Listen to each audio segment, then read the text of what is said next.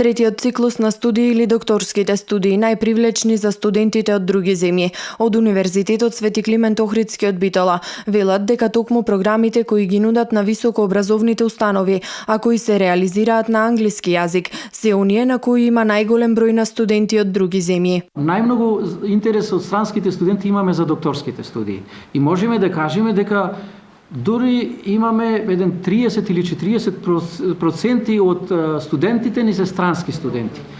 Земајќи ги во предвид јазичните бариери, можеби и тоа е еден од условите дека странските студенти доаѓаат за трет циклус. За вториот циклус имаме помалку, за првиот циклус можам да кажем имаме најмалку странски студенти. Но она што го воочивме во претходната анализа, значеше во новата акредитација го зголемуваме бројот на студиски програми на англиски јазик.